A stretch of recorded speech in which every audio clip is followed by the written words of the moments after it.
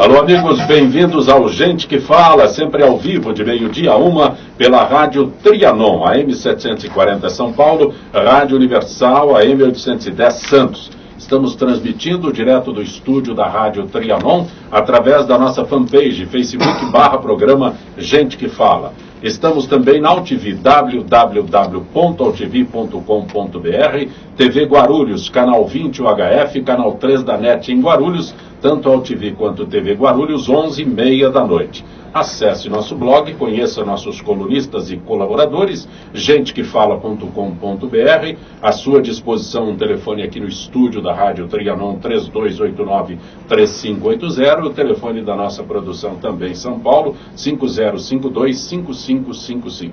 Como toda quinta-feira, é gente do MPD que fala, gente do movimento do Ministério Público Democrático que vai ao ar, graças à iniciativa, a parceria do promotor de justiça, Dr. Roberto Liviano. Prazer tê-lo aqui, Dr. Liviano. Prazer, Zancopé, é uma grande alegria podermos dar prosseguimento a essa parceria que tem o objetivo de disseminar informação, informar a sociedade. E é uma grande alegria ter aqui o ministro Roberto Freire, um homem público importante para o país, ocupando o Ministério da Cultura, e que preside um partido importante, que é o PPS, e o movimento do Ministério Público Democrático se sente muito honrado com a presença do ministro Roberto Freire hoje aqui. Teremos um debate com certeza que contribuirá muito aí para a sequência da nossa jornada. O senhor integra o movimento do Ministério Público Democrático, mas atualmente preside um Instituto Não Aceito Corrupção, correto? Isso mesmo. Vamos em frente. Roberto Freire, ministro da Cultura, prazer tê-lo aqui. Prazer nosso, e dizer ao Roberto Liviano que a honra é recíproca. O país está precisando desse tipo de diálogo entre aqueles que estão na atividade pública e aqueles que são responsáveis na atividade pública, como o Ministério Público, da exata aplicação da lei, da defesa de direitos difusos de cidadania. É um prazer, e é um prazer voltar aqui a falar com a gente, e com você especialmente, lembrando que há um bocado de tempo eu não tinha vindo. Desde que assumiu o Ministério. Até que antes a gente já estava também em falta, então faz muito. Absolutamente. Aliás, eu preciso registrar aqui que no final de 2015, no Gente que Fala, o senhor anunciou, o senhor informou que a chapa Dilma Temer sofreria um processo no TSE, que é o que está acontecendo agora. Já estava lá, eu acho, apenas é que aquilo... Ainda não tinha... Mas e ainda não tinha o impeachment, só que o impeachment foi bem mais rápido do que... É porque o detalhe é o seguinte, né? Se falava muito na possibilidade do impeachment e o senhor destacou que o problema não era o impeachment, era o Tribunal Superior Eleitoral que estava recebendo uma ação que... mas ali eu também já admitia que ia demorar. Sim. Não. E ainda não se sabe nem se vai terminar tão cedo, até porque, felizmente, a justiça brasileira ainda é muito tardia. Não tão ágil, né? Uma agilidade. Talvez a gente possa estar vendo, e por isso mesmo você tem o juiz Sérgio Moro com essa dimensão que ele tem na sociedade brasileira, muito por conta da sua agilidade, da presença muito rápida no julgamento. Isso é uma coisa rara no Brasil, por isso esse prestígio que ele tem. No restante ainda continuamos muito lentamente a termos a presença da justiça. Esse TSE, claro, isso deveria ter sido um julgamento prioritário, até porque poderia ser uma outra forma de ter resolvido o problema do desastre, do desmantelo que era o governo Dilma. Aliás, foi interessante essa colocação do ministro. Com certeza nós precisamos fazer uma discussão a respeito desse tema justiça eleitoral, porque é uma justiça que tem peculiaridades. Nós não estamos falando da justiça criminal, da justiça civil. A justiça eleitoral tem peculiaridades porque o indivíduo foi eleito por um mandato de 4 anos. As respostas que essa justiça tem que dar, elas têm que ser extraordinariamente rápidas. A resposta que não é extraordinariamente rápida é uma resposta ineficaz. Não adianta. É natural que o presidente Michel Temer trabalhará com a ampulheta na mão. Quanto mais a areia vai caindo, mais trabalha com o fato consumado, a questão da governabilidade, que isso é ruim para o país. Então, não é plausível que este fator ele contribua para uma injustiça, sem entrar no mérito, se tem razão, se não tem razão. E aí, você não pode desequilibrar essa balança. Houve ou não houve um abuso de poder econômico? Pode ser que tenha havido o abuso e ele não seja reconhecido por causa do fator tempo. Pelo que o senhor fala, a Dilma está sendo julgada e a Dilma não é mais nada. Não é razoável que o fator tempo desequilibre esta balança. Então nós vamos rediscutir até a própria estrutura da justiça eleitoral. O promotor e o juiz tem que estar muito antenado com a sociedade e receber as denúncias. Existe compra de votos e eles precisam estar conectados com a sociedade para receber essas denúncias. As pessoas precisam registrar as doações recebidas para que o eleitor saiba, na hora que vota, quem está financiando aquele candidato. Não adianta receber a prestação de contas depois da eleição. É necessário que na hora da eleição saiba-se em tempo real qual é o dinheiro que está por trás daquela postulação. Isso houve esse avanço. Agora, só para lembrar aqui, eu era menino, mas era meados do século passado, teve um episódio lá em Pernambuco, meu estado. Foi eleito um governador e iniciaram-se um processo contra a eleição. Barbosa Lima Sobrinho, grande brasileiro. Foi eleito, em 46, para governador do estado. Houve o julgamento e ele só veio a ser julgado depois de ter terminado o mandato. Então, exatamente. É antigo. Então, a ilustração disso que foi presidente da ABI, não é isso? Não, foi um grande brasileiro. Era uma figura muito respeitada. Mas o sistema antigamente era muito mais, menos fiscalizado, controlado. Agora, há um dado interessante que eu até utilizei essa experiência quando estávamos discutindo a prestação de contas da Lei Rouanet. É que a prestação de contas das campanhas políticas é feita em tempo real. Sim. Isso houve um avanço grande. Claro que há desvios, ainda há irregularidades e até ilícitos. Sim. Mas há um controle que quando termina a campanha, você de imediato já tem a prestação de contas, porque você vem fazendo aquilo permanentemente, porque é com contas vinculadas no banco, e isso com atualizações de 30 em 30 dias e termina em prega. O problema é que a justiça tem realmente uma lerdeza impressionante. O problema é o que não é contabilizado. Sim, mas o Caixa 2, que o Fernando Henrique diz que é mera falha técnica. Não, mas esse problema não adianta a gente discutir, porque o Código Penal... O senhor anunciou essas medidas da lei recentemente, até porque a lei penal também proíbe e pune até severamente o crime de homicídio. Existe. Então, então não é o problema. A lei e a forma é a correta. Sim. Agora, se alguém desvia, tem que ser punido. A justiça eleitoral tem que se estruturar para impedir que isso aconteça. Ela tem prevenção. Ela tem que se despreocupar. Olha, essa discussão de justiça eleitoral é uma discussão que a gente pode fazer muito especificamente. Profunda, sabe por quê? Porque nós somos algo meio exótico. Poucos países do mundo têm justiça eleitoral. Poucos países do mundo. Isso tem alguns aspectos muito perniciosos. Não tem que ter uma justiça específica para isso. Tem que ser a justiça comum. Até porque a atividade disso é a justiça das organizações sociais. É o direito da livre expressão, da livre organização. Se você for a alguns países europeus, não tem nenhuma lei orgânica de partido, não tem nada disso. Aqui dali é direito da cidadania. Há essa discussão mesmo, como há a discussão em relação à justiça militar. O Brasil tem essas justiça do características. trabalho.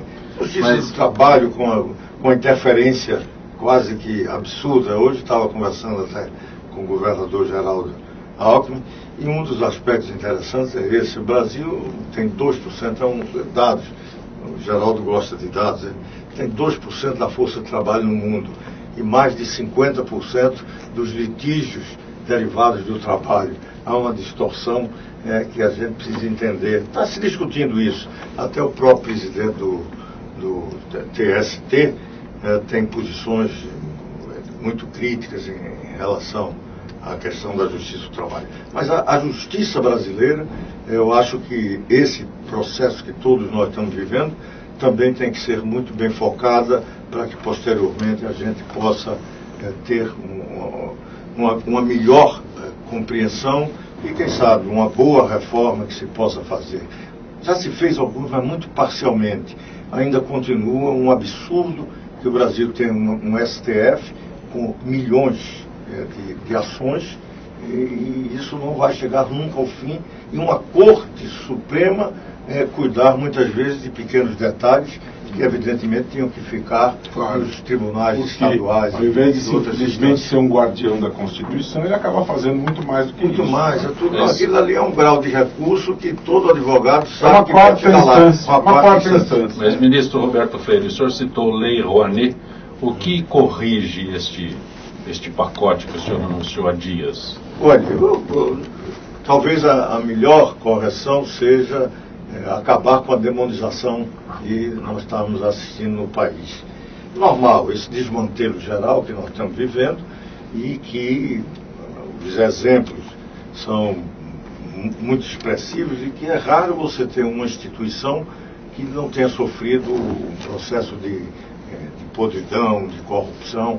E a Lei Rouanet entrou nisso. E entrou também com uma carga muito grande da disputa política que tinha na sociedade. Era como se a lei estivesse beneficiando aqueles que eram aliados ao governo, que estava sofrendo impeachment, e essa discussão se começava a perder aquilo que era fundamental. Essa lei é importante para a cultura brasileira. A lei do mecenato não é algo que se tem que jogar fora. Vamos analisar se tem aquilo que precisa ser melhor legislado, aperfeiçoado, modernizado, se tem a possibilidade de alguns desvios. Então tinha que se analisar isso com racionalidade. E era deter esse processo. Então nós começamos, tão logo entrei no Ministério, de ter a função de dizer que a Lei Rouanet era fundamental. E nós tínhamos que reformulá-la e coibir desvios. Então, uma das coisas que a gente viu é que poderíamos fazer isso sem até mexer na lei. Porque se fosse para mudar no legislativo, talvez até se avolumasse a crítica e aí não seria naquela primeira parte só depois que seria legislado. E podia ser talvez uma discussão em que fosse contestada a própria existência da lei. Porque existia na sociedade e ainda tem um pouco a ideia de que essa lei não é questionamento sobre a lei. Então, o que nós percebemos é que se mudássemos algumas das normas que tratavam da tramitação, da análise dos projetos, se mudássemos algumas regras que estavam fixadas em instruções normativas, com uma nova instrução normativa, tentando coibir alguns excessos, algumas possibilidades de desvios, e uma delas é começar a trazer da própria campanha política com o tempo real da prestação de contas, e essa talvez seja a grande conquista, sem precisar mudar na lei. É que a Lei Rouanet agora é vinculada a uma conta no Banco do Brasil e você só pode tirar os recursos da Lei Rouanet nessa conta em tempo real, prestando conta, com transparência no site do Ministério da Cultura. Então, isso sem mudar a lei. Perfeito. Mas isso dá à sociedade a forma de controle de como está sendo gasto. E aí mudanças também em termos de limites dos gastos, porque uma das críticas constantes era que você tinha pedidos exorbitantes de recursos, e aquilo dali, fixando o limite, você talvez melhorasse o acesso e a democratização maior de buscar essas renúncias. Uma outra crítica é que há uma concentração muito grande no Sudeste. 80% dos projetos da Lei Rouanet são no Sudeste brasileiro. 10% no Sul, o Norte não chega nem a 1%. Tem problemas dessas regiões, não tem projetos, mas você precisa ter, não impondo, até porque a lei é uma lei de mecenato, tem uma boa característica. Aquilo é um acordo privado. entre quem apresenta um projeto e quem quer patrocinar. O Estado apenas organiza, aprova e autoriza a captação, e controla e fiscaliza. Mas é importante até para garantir pluralismo na questão cultural e não ser uma cultura de chapa branca, que é o Estado dizendo o que tem que fazer. Então, e isso, o que é que aconteceu? Com essa instrução normativa, eu acho que ganhamos essa batalha. A Lei Rouanet pode voltar a ter uma certa credibilidade, porque as pessoas estão vendo que estão sendo coibidas determinadas distorções, estão sendo corrigidos determinadas imperfeições. E uma característica fundamental que a gente tem que ter é de que, pela desídia e irresponsabilidade do governo passado, é bom que se diga sempre isso. Temos lá mais de 18 mil processos de prestação de contas que não foram analisados.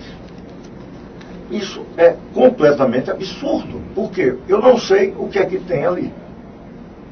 São 18 mil, não é pouca coisa, não. E se falar em recursos, não se sabe nem a dimensão de quanto foi de recursos públicos que estão sem saber se foram bem aplicados ou não. E veja, eu estou há 3 meses, vai fazer 4 meses. Nós já estamos lá com um mínimo de análise de alguns projetos. Vamos receber agora 71 pareceristas para tentar desbastar esses 18 mil, né? Mas pelo o esforço que se fez, já nesses 4 meses, nós já autorizamos lá a que fosse feita a devolução de mais de 4 milhões de alguns poucos projetos que se analisou. Você imagine o que isso significa, como um passivo que não se tem conhecimento. Vamos iniciar agora esses 70 contratados temporários que o governo, o Ministério do Planejamento, nos concedeu. Vamos ver o que é que nós vamos fazer com isso. Então, isso daí cria novamente na sociedade a credibilidade, que era o primeiro passo que a gente tinha que dar, e vamos ver se essa instrução ajuda a democratizar, descentralizar regionalmente, e com certeza vai dar maior transparência e melhor controle. Então foi isso que vai acontecer. Se me permite, Zancopé, essa questão da descentralização regional é uma coisa, uma percepção minha de fora. O ministro está lidando com a gestão dessa política pública, mas a impressão que eu tenho às vezes, e olhando a leitura que as pessoas da sociedade têm, é que algumas produções culturais ricas, que não precisariam desse dinheiro, porque afinal de contas você tem um reflexo tributário, porque o Estado deixa de receber, então o Estado faz essa mediação, mas na verdade a empresa deixou de recolher o tributo para o Estado, quer dizer, o Estado acaba deixando de receber o tributo, etc. Então, algumas produções mais ricas, que poderiam se viabilizar financeiramente através de outros meios, vão buscar o recurso da Lei Rouanet, né? Enquanto que você tem produções culturais mais pobres que acabam sendo prejudicadas, né? Então eu não sei como se fazer isso, porque você democraticamente todo mundo pode apresentar suas postulações, né? Mas eu acho que essa seria encontrar algum mecanismo de uma justiça social, cultural, para que houvesse essa diversidade, essa questão, até porque deve ser um instrumento de difundir a cultura regional do Nordeste. O senhor é um homem do Nordeste e tal, e permitir que se produza cultura nas outras regiões, né? É verdade, mas isso tem um mecanismo, tem um mecanismo de fomento e que pode ter esse tipo de política compensatória. Sim. Uma primeira coisa que a gente tem que dizer é o seguinte: a cultura muitas vezes é questão de centro, onde o poder econômico é maior, o desenvolvimento é maior. Agora, a expressão cultural, temos que ter clareza de que ela está tão presente em regiões subdesenvolvidas. Sim. Isso não tem, porque a cultura está lá também. Né? Claro. Tem a dificuldade até porque normalmente sem nada, você quando lá tem um certo crescimento, começa a se consagrar, a tendência é que venha para o centro. É normal, né? Vamos ver aí todos os históricos dos que do norte vêm, né? Então, isso em vários momentos, Novos Baianos talvez tenha sido mais recente. Eu não sei qual é agora a imigração que está ocorrendo, mas deve estar. Mas qual é dentro da concepção do mecenato e do fomento que o Ministério pode fazer? tem lá um Fundo Nacional de Cultura que serve para fazer esse tipo de compensação. Mas o que é que também nós estamos fazendo? E isso, temos com dificuldade agora, até por esses contingenciamentos, o próprio fundo foi contingenciado. Estamos tendo com pouco. Então, estamos tentando dizer o seguinte, mesmo que não tenha essa dimensão do Sudeste, em termos de potencial econômico, empresas que tenham lucro real estão muito mais concentradas aqui, tudo isso, precisamos fazer um certo esforço. E eu, como ministro, tenho me colocado para ser protagonista nisso. Prefeituras, governos de estado do Norte e Nordeste, que têm projetos importantes, o Ministério se associa a ele, buscando, inclusive, algo que a lei do patrocínio que tem no Estado, nas estatais, você possa fazer com que as estatais se preocupem um pouco disso. Eles têm também esse papel. Então, isso está começando a fazer. Eu tenho que incentivar. Mas temos que ter esse peso e contrapeso. Agora, quanto aos grandes espetáculos, esse limite já está tirando a totalidade de um financiamento a esses grandes espetáculos, que é até uma expressão interessante, porque também a gente tem que associar a atividade cultural à atividade econômica. A economia da cultura, ontem inclusive lançamos um atlas da economia da cultura, hoje algo muito significativo já, com grande impacto na economia brasileira e na economia mundial, talvez seja uma das economias do futuro. Não vai ser mais montadora de automóvel. Pode estar exatamente nessa atividade cultural. Então, o entretenimento. Claro, até porque o tempo livre vai crescer. Uma das coisas que a gente tem que começar a pensar é que a sociedade não precisa estar trabalhando mais 8 horas numa jornada diária. Não é mais necessário, até porque a automação está fazendo isso. Gera até o grave problema que nós estamos enfrentando, que é o desemprego. No Brasil, é evidente, pelo desastre que foi as recessões e o legado do governo passado, mas há também um desemprego que começa a existir pelo avanço das inovações tecnológicas. Certo. Então, isso, toda uma preocupação. Mas essa questão dos grandes musicais, isso tem uma expressão importante também do ponto de vista da economia. Então, a gente tem que tratar isso não só como a expressão cultural, mas também o peso que tem da economia. E essa é uma forma importante de você fazer movimentar. Eu quero e é o único ponto, só para é o único ponto onde houve alguma divergência nessa nossa instrução. Foi exatamente quando chega esse limite para alguns espetáculos, alguns limitou-se a agora também sim, mas tem alguns eventos na área da cultura que não tem esse limite. Por exemplo, reconstrução, restauração, políticas de museu, programações anuais, então tem, até porque se ficar... Não é inflexível. Não é. Na instrução, até porque a lei abre algumas exceções e na instrução a gente mantém e até amplia algumas para exatamente priorizar algumas atividades que estavam meio esquecidas.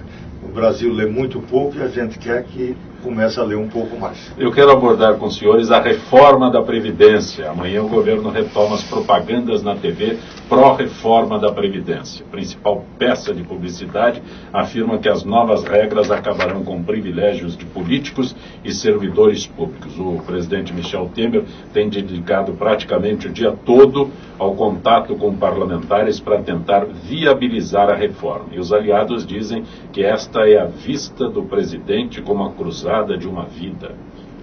É uma afirmação interessante. Eu acho que fazer reformas é sempre importante. Ninguém deve ter medo de fazer essas discussões. O ministro acabou de reformar uma lei. Exatamente.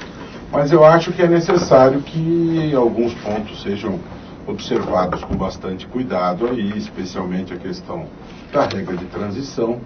Veja, ministro, eu, por exemplo, eu tenho 28 anos de contribuição no Ministério Público pela regra proposta de transição. Eu simplesmente vou para o olho da rua. Não tenho assim, porque quem tem menos de 50 anos é tratado de forma muito injusta. Desculpa, mas... Não, mas é injusto. Eu brigo muito por essa lei. Mas é injusto. Não, mas não é brigando agora. Mas é injusto. Eu brigo isso desde o começo do governo. Eu sou favorável a reformar, mas regra de transição tem que ter proporção a todo mundo. Não, mas a regra de transição, o grande avanço dessa lei, aí me permite, e aí nós entramos em choque, é que nós vamos ter um regime único para trabalhadores da iniciativa privada, do INSS, esses que não podem sofrer diminuição nos seus direitos, que essa é a grande maioria, e esse projeto não diminui em muito, nada, e os servidores públicos de algumas corporações que são intocáveis. E essas não contribuíram para ganhar o que ganham na aposentadoria, a integralidade. Mas a minha contribuição é o sexto. Mas não contribuíram. Isso aí, quando... Mas ministro, não são instituições diferentes e caixas diferentes? Não, mas ninguém está... Não, o regime único. Agora você conhece o que é o sistema do Banco do Brasil? O promotor Liviano fala do... Não, mas eu quero chegar a ele, chegar a ele. Você conhece o sistema do Banco do Brasil, da Petrobras, da Caixa Econômica, das estatais brasileiras, Banco Central, conhece isso? Como é que funciona? Sim. Eles estão no regime único. Sim. Eles se aposentam como se aposenta qualquer trabalhador da construção civil. Eles têm um fundo de pensão. Pronto. E o fundo de pensão é uma contribuição que ele dá, que não é idêntica à contribuição que dá para o sistema único, o regime único. Até porque o regime único tem um teto que não passa hoje de R$5.000 de aposentadoria. 5.300. 5.300, assim. Não passa. Agora, dos servidores públicos, passa em função do seu salário. A sua remuneração vai lá em cima. Né? Até além do teto. E a contribuição mas o caixa não é o mesmo. Mas eu quero organizar isso, não tirar do tesouro. Porque dos servidores públicos, quem está pagando, sim. Eu não sou servidor público, mas eu sou. Então eu não estou falando que não sendo, eu sou servidor público. E quero dizer que votei, inclusive, pelo fim do Instituto de Previdência dos Parlamentares. Então, eu não sou aposentado por parlamento. Né? E já tenho 40 e tantos anos de parlamento. Então, eu posso estar falando muito concretamente sobre isso. Vem lutando desde o Fernando Henrique, votando no governo Lula, tentou votar, votei a favor, e dizendo mais, se um funcionário do Banco do Brasil, da Petrobras, não reclama, então é porque esse sistema é um bom sistema, que tira do Tesouro Nacional, que a sociedade toda pague essa aposentadoria alta, e coloca, inclusive, em algo que é importante para a economia do país, porque é uma poupança fundamental. Basta ver o que é que significa Previ, mesmo com toda má administração, continua sendo um grande instrumento de investimento para a economia brasileira. Você imagine o que do servidor público, que teria garantido uma boa aposentadoria, tal como esses funcionários das estatais têm, e ao mesmo tempo criando no Brasil grandes fundos de pensão, que seriam de grande importância para a economia pela poupança que significa. Isso é que estava na presente, na reforma de Fernando Henrique, na de Lula e está agora. Né? E nós perdemos, e perdemos por um equívoco de Fernando Henrique e um pouco Lula, que até porque Lula relegou logo, ganhou, mas depois não fez mais nada. Não se preocupou, viveu no clima de euforia, de uma maravilha, e não fez reforma nenhuma. Fernando Henrique, naquela oportunidade, tinha condições de dizer, isto vai valer daqui para frente. E se tivesse isso sido mas feito... ele não fez. Não. Nós estamos há hoje, por exemplo, 20 anos, que você já tinha um novo sistema. Então, mas não aí o que é que ele fez? Assim. Claro, não tem que fazer qual é, essa transição tem que discutir, mas tem que se afirmar bem. É fundamental, não tem ninguém fora. Sabe qual é o único fora? É o Exército. E tem que agora, por uma previdência, por um projeto complementar, tem que ser porque eles têm características distintas. Forças Armadas, mas vai ter que também mudar, em grande parte, o seu sistema. Pode até ser um fundo próprio das Forças Armadas. Não tem problema. Mas por que só o Exército? Não é só o Exército, não. O Exército, Marinha... Não, mas por que as Forças Armadas? Sim, até porque eles têm todo eles se aposentam diferente, eles não podem. Não, Polícia Federal vai ter, não tem não, é servidor público qualquer Mas e outro. os parlamentares que têm a aposentadoria depois de 6 meses de mandato? Não tem nada disso. Tem. Não, A partir não tem. de 6 meses já tem a aposentadoria parlamentar. Esses privilégios serão eliminados? Claro, entra tudo no regime único, por favor, Mas vamos existe dizer. essa aposentadoria que ele se Não, refere? não tem essa aposentadoria. Tem lá ainda um instituto que pagam lá. Eu não tenho. Não tem nenhum instituto que é obrigatório dos parlamentares. Eles estão pagando lá. E não pagam pouco. Eu não sei quanto é, porque não faço parte disso, mas pagam razoavelmente. Então tem proporcional as contribuições dele. O que precisa ficar claro é que esse projeto tem aquilo que é fundamental. Nós precisamos ter um sistema de regime único. Agora, vai garantir àqueles que hoje têm aposentadoria como você vai ter um problema, mudar a idade da mulher. Eu quero até dizer uma coisa interessante. Hoje o presidente Temer anunciou que vai conversar com o relator para saber que novas regras podem ser feitas, buscando consenso. Isso é um aspecto muito positivo, porque tem alguns problemas. Por exemplo, posso dizer aqui concretamente, as mulheres discutem, e talvez seja justo você fazer uma reforma abrupta, passar a se aposentar apenas com a idade idêntica do homem hoje. Então vamos fazer uma transição. Os trabalhadores braçais também, tem essa questão dos trabalhadores braçais, será que o tempo tem que ser... Sazonalidade. Não, o sistema único, a única discussão, inclusive o Congresso alguma vez o fator previdenciário. Isso é a única coisa que dá situação, porque o resto, a grande maioria, se aposenta com um salário mínimo, se aposenta com 65 anos. Olha, se a gente tiver que fazer, se fizer uma troca, aí é que essa coisa não passaria nem na discussão. Porque, infelizmente, esse país é o país das corporações, não é desses trabalhadores braçais ou trabalhador Mas eu estou olhando a questão da Previdência como um todo. Claro, eu estou falando só mas essa do ponto de vista Previdência, do olha, Ministério Público. mas o déficit fundamental da Previdência é do Tesouro Nacional. Não é do INSS. Até porque do INSS, se a gente começar a retomar o crescimento econômico, diminui sensivelmente e de imediato o déficit. Claro que a gente tem que cuidar, porque essa repartição simples, nessa sociedade que o desemprego é estrutural, a tendência é que você tenha, e vivendo mais, a questão demográfica, você vai ter não essa repartição simples com facilidade. Tem que analisar. Mas não é o grave problema agora. O grave problema está no Tesouro Nacional, sustentando as corporações e o servidor público. Eu preciso da que gentileza. não pode perder direito, mas tem que se encontrar outra forma de financiar. E não tal como está sendo E financiado. mesmo essa no Tesouro. questão de déficit, existem teses a quem sustente outras teses. O senhor sabe disso. Está errado, está equivocado. Eu preciso Isso da aí gentileza do essa é a senhor. forma de dizer que Parece não que vamos nós fazer. debatemos. Não vamos fazer. Um espaço para a FIPESP, Associação dos Funcionários Públicos do Estado de São Paulo. Gisele Souza, boa tarde, Gisele. Boa tarde, Jacobé, e boa tarde aos debatedores do Gente que Fala. Gisele, comissão especial que trata do tema da reforma entrou na última semana de debates, ouvindo economistas, desembargadores e representantes de trabalhadores e empresários, tá certo? Isso mesmo. Pois é. A comissão realizou uma das últimas audiências públicas e reunião ordinária, antes da apresentação do relatório. O deputado Rogério Marinho, do PSDB e Rio Grande do Norte, relator do projeto de reforma trabalhista, PL 6787-2016, informou que apresentará o seu parecer sobre a proposta no próximo dia 12. Marinho já adiantou que deverá tratar de outros temas no texto, como o fim da obrigatoriedade da contribuição sindical.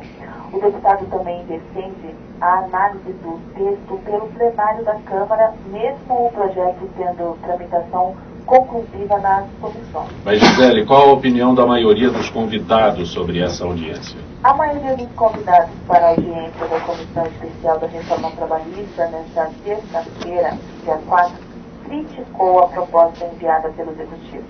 O professor de Economia da Universidade Estadual de Campinas, Márcio Boschman, afirmou que a mudança na legislação não resolverá o problema do emprego no Brasil.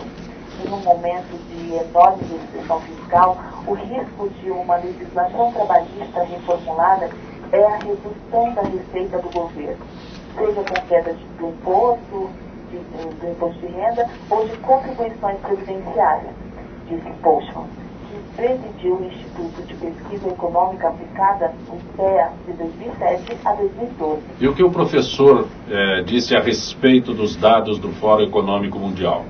De acordo com Postman, os dados do Fórum Econômico Mundial de 2006 a 2015 indicam que países com mais regulação trabalhista, como a Coreia do Sul, tiveram maior média salarial e menor desemprego em relação a outros que flexibilizaram a legislação, como a Inglaterra. Já para a presidente da Federação Nacional das Empregadas Domésticas, a Luísa Pereira, a reforma vai retroceder em direitos. Já levamos uma grande rasteira, que foi a terceirização, e agora temos a reforma trabalhista, afirmou. Mas, Gisele, como está a questão da regulamentação de representantes de trabalhadores nas empresas? Os desembargadores dos Tribunais Regionais do Trabalho, do TRT, do Ceará e do Rio Grande do Norte, elogiaram a regulamentação da eleição de representantes de trabalhadores para empresas, como prevê o projeto, mas questionaram a extensão da medida. A figura do representante está prevista na Constituição, mas não foi regulamentada até hoje. Segundo o desembargador José Gomes da Silva, do Ceará, o papel do delegado sindical deve ser restrito a questões individuais e podem se candidatar sindicalizados ou não, Jacobé. Gisele, agradeço a tua gentileza mais uma vez com o nosso Gente que Fala. Uma boa tarde, Gisele. Uma boa tarde para todos vocês e para os ouvintes do Gente que Fala. No Gente que Fala, espaço para o jornalista Ricardo Godoy. Olá, amigos do programa Gente que Fala Eventos. Sejam bem-vindos para mais uma edição especial sobre água. Vamos ouvir a jornalista Vanessa Palazzi entrevistando a doutora Albertina Takeuchi. Sobre a importância desse tão precioso líquido, levando em conta que a água é um bem natural que deve ser preservado a qualquer custo. Doutora Albertina, a senhora não acha que é necessário criar um momento de reflexão, análise e conscientização do uso da água? Com certeza, eu acho que a água, ela é, na verdade, a nossa sobrevivência. Se a própria, você falou da questão de quanto que nós usamos água no nosso corpo, eu quero lembrar uma coisa, na gravidez é fundamental, porque a infecção urinária, que as mulheres têm são na gravidez. E a gravidez causa, por falta muitas vezes de água, que essas mulheres não tomam e seguram inadequadamente a urina, então dá partos prematuros e dificuldades mentais. Então, seria isso. Muitas mulheres, depois da terceira idade, ou na adolescência de terceira idade, têm infecções urinárias. E a questão de tomar muito líquido. Então, para a mulher, em todas as idades, é fundamental a água. Mas sobre essa parte médica, agora realmente, a água hidrata a pele. Não precisa de tantos cremes para fora, porque não adianta repor aquilo que você não tem. Então, se você repõe água, é muito maior do que a reposição hormonal, que está todo mundo alucinado. Existe um horário correto para se ingerir água? É melhor durante a manhã, ou antes do almoço, ou durante as refeições? Tem aquela... A gente ouve falar que pode dilatar o estômago. Tem essa questão ou não? Eu acho que 3 litros, 2 litros de água tem que ser a todo momento. Então não importa mais se é antes ou depois. O pessoal se preocupa tanto de comer tantos carboidratos, depois falar água depois do almoço, encher o estômago. Enche o estômago é um monte de farinha, um monte de chocolate. Agora, se você toma uma dieta adequada, com verduras, frutas, tomar água antes ou depois, quer dizer, realmente, eu acho que nós somos vítimas hoje da indústria do consumo, realmente. Então, que tem criança que nunca pôs água na boca e vive tomando refrigerante, todos os tipos, né? Então, eu acho que realmente o que discutir a questão do exemplo.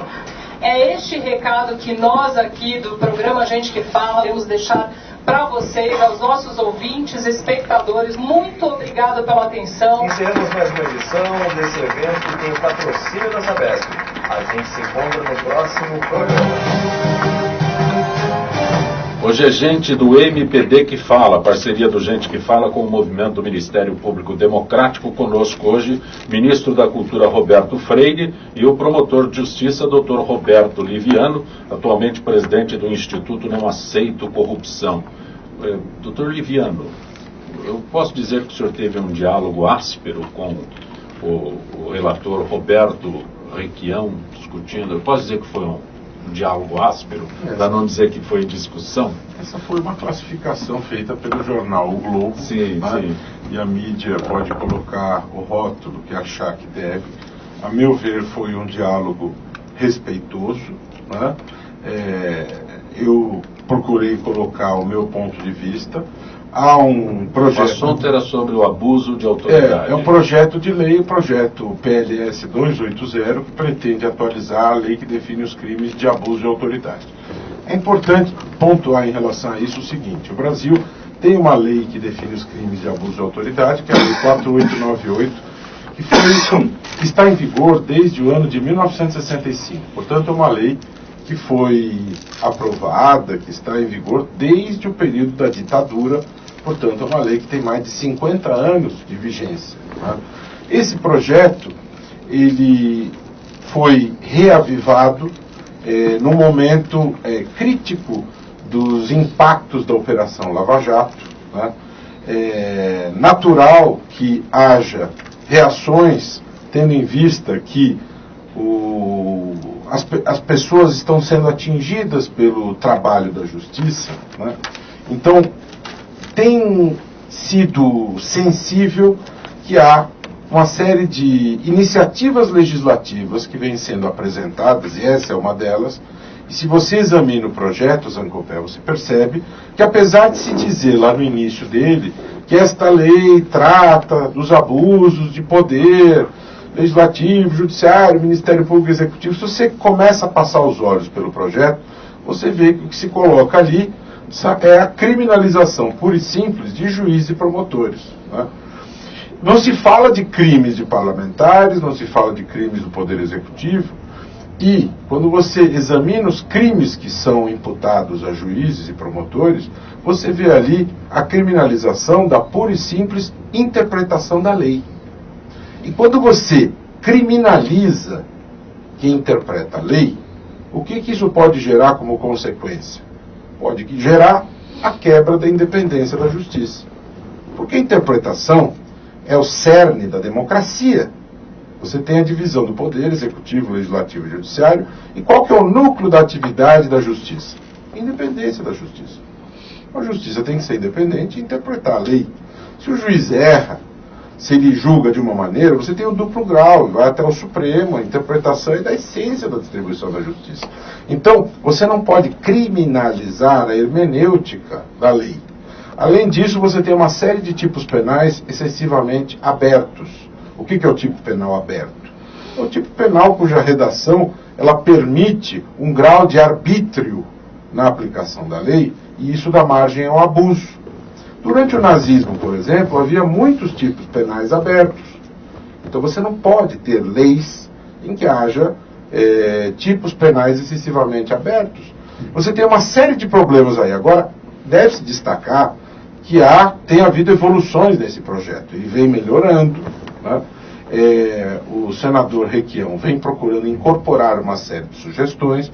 O Procurador-Geral da República apresentou um conjunto de sugestões importantes. Destaco, por exemplo, o crime de carteirada, né?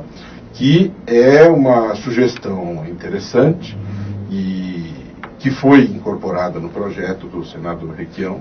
E eu acho que é uma série de aperfeiçoamentos que precisam ser colocados aí, recebidos aí.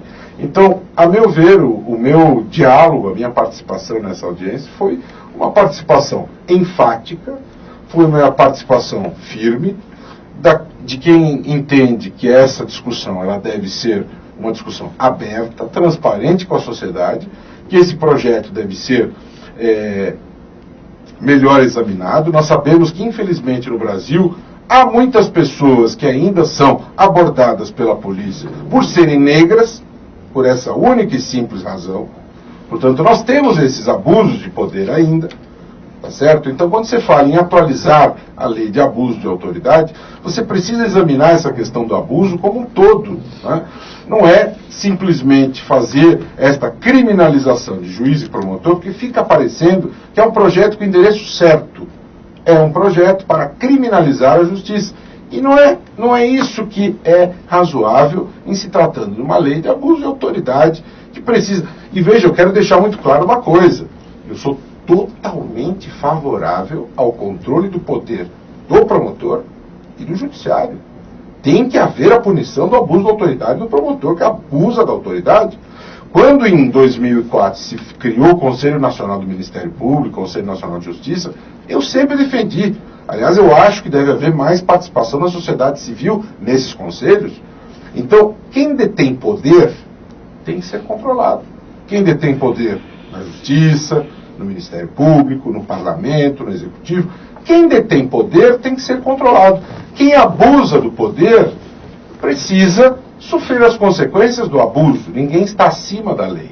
Aliás, o que está acontecendo na Operação Lava Jato é importante porque o princípio da isonomia está sendo tirado do papel.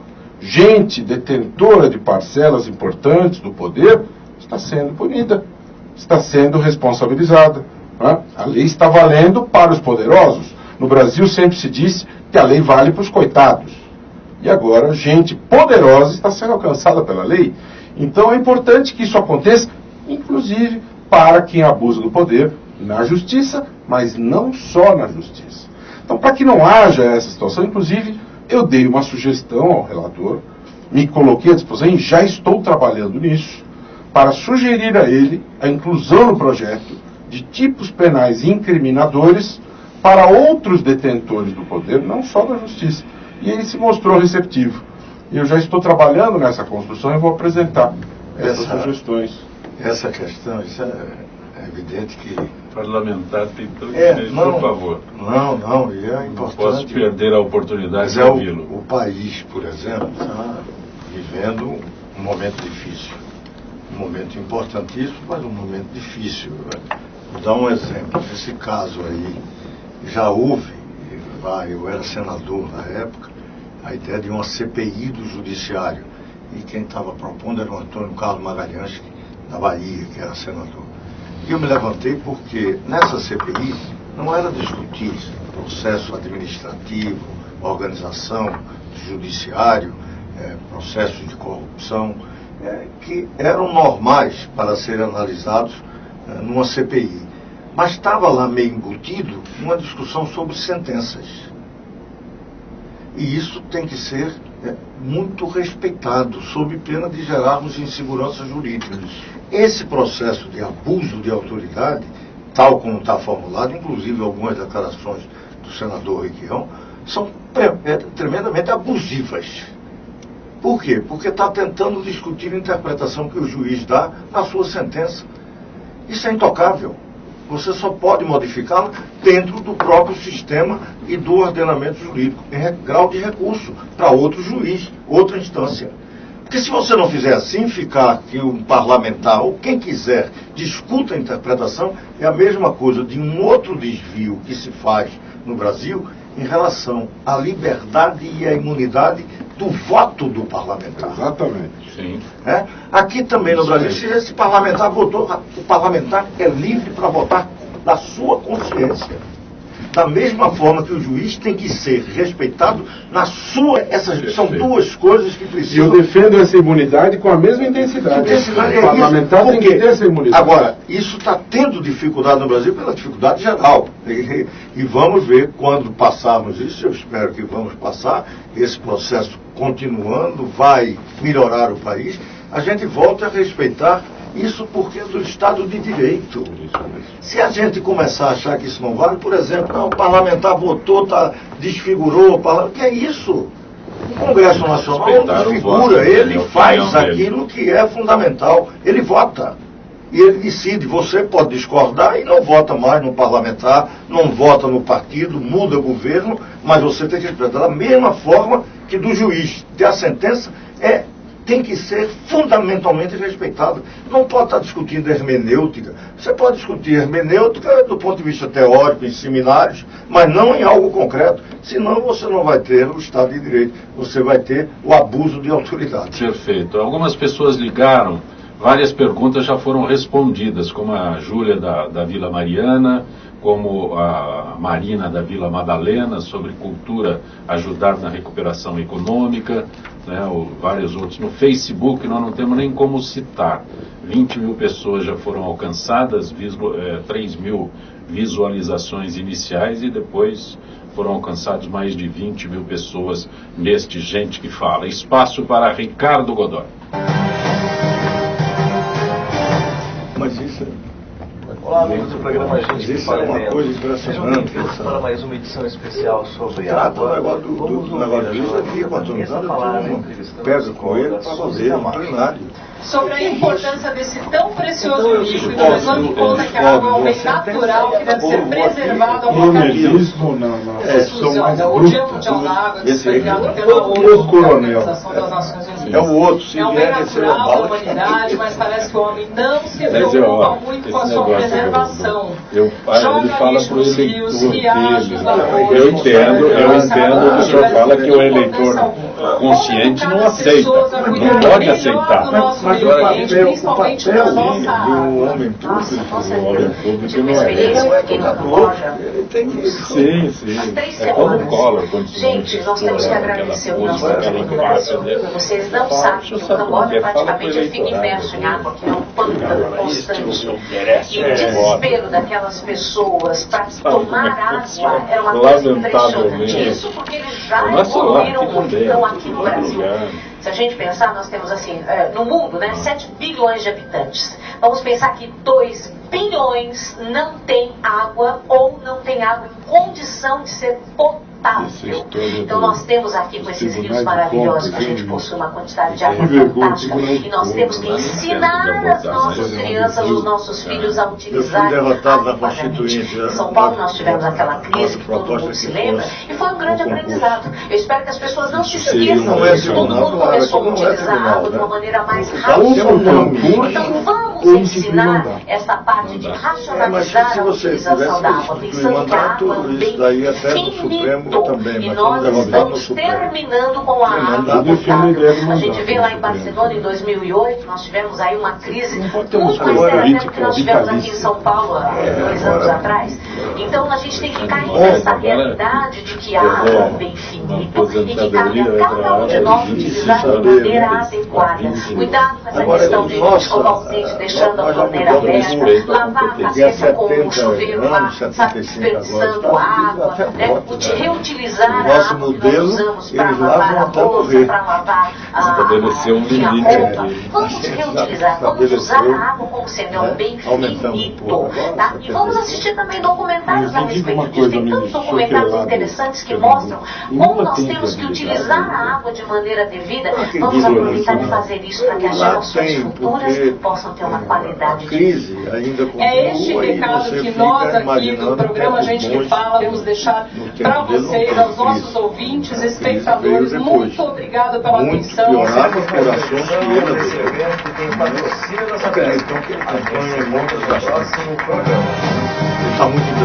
Você está conosco no Gente do MPD que Fala, parceria do Gente que Fala com o movimento do Ministério Público Democrático, e nós estamos chegando ao final. Eu nunca imaginei que eu pudesse falar, ministro, acabou o tempo, o senhor não fala mais. E para o promotor de justiça da mesma forma. Brincadeiras à parte, eu só posso agradecer. Não, e sem nenhum abuso de autoridade, pode dizer. Ministro, agradeço a tua gentileza ter sido uma satisfação aqui. O senhor sempre nos honra com sua presença. Muito obrigado, e para mim é um motivo de muita satisfação aqui participar. E hoje, especialmente, porque tivemos um bom debate, que eu acho que está se precisando nesse país, e de algumas coisas que a gente precisa ter coragem de enfrentar, até para que o papel positivo que a Lava Jato está desempenhando tenha também consequências muito positivas. A gente recobre aquilo que é fundamental numa democracia, num Estado de Direito, que eu sou muito otimista. né? Eu lembro sempre, por exemplo, o que estava acontecendo quando estávamos na rua, fora Dilma, fora Cunha, e parecia que o mundo ali ia se acabar, não se via nenhuma alternativa. E hoje se fala muito pouco de ambos, ou quase nada. É página virada, né? Ainda tem presença, mas talvez pelos seus equívocos, por estar preso um, a outro talvez em vias de poder ser presa. Então tudo aí, e ninguém está mais preocupado. São novos, outros que estão aparecendo, que também serão solucionados. Esse é o dado importante que eu acho que tem que dizer. E depois vamos ver se a gente recupera valores fundamentais de uma democracia e de um Estado de Direito. Muito obrigado. Doutor Roberto Liviano, promotor de justiça, o nosso gente do MPD que fala, é possível graças à tua iniciativa, à tua parceria. Uma grande honra, uma grande satisfação estar aqui debatendo com o ministro Roberto Freire, que é um homem público de destaque, tem um papel muito importante no cenário nacional, e tenho certeza que na condução do Ministério da Cultura poderá desenvolver um trabalho de gestão dessa política pública tão relevante. Inclusive tenho certeza que a questão da cultura poderá contribuir de maneira decisiva para que nós possamos melhorar uma série de indicadores sociais, inclusive a própria questão do controle da corrupção. A educação e a cultura têm um papel fundamental para melhorar essa situação que é tão ruim. O Brasil tem uma economia num patamar tão bom em relação ao mundo, nona economia do mundo, mas segundo o Fórum Econômico Mundial é o quarto país mais corrupto do mundo. Quer dizer, nós somos... Olha, você está me dando uma notícia que eu pensava que era o primeiro. Pois é, estaríamos, segundo o Fórum Econômico Mundial, atrás do Chad, da Bolívia e da Venezuela, né? Então tomara que o senhor, com a sua inteligência, sua experiência, consiga fazer com que a cultura melhore esse indicador. A cultura, eu já fiz, eu quero só dizer a você, eu tenho isso guardado, eu fui e contribuí muito para o Ministério Público ser o que é. Sim. A Assembleia Nacional Constituinte. Eu participei e fico muito satisfeito em ver que aquilo ajudou o país. E que o PPS seja um partido que continue se mostrando um partido diferenciado pela seriedade, pela integridade, pela correção, porque nós estamos vivendo um momento bastante complicado do ponto de vista partidário, em que se quer fazer votações secretas, desrespeito às regras do jogo, concessão de legendas a fichas sujas. Nós precisamos resgatar a seriedade. Os partidos políticos têm um papel vital no país, são instrumentos da democracia, e nós somos os partidos sérios, os partidos corretos, e o PPS é um partido importante. Muito obrigado, não temos tempo mais, doutor. Muito obrigado.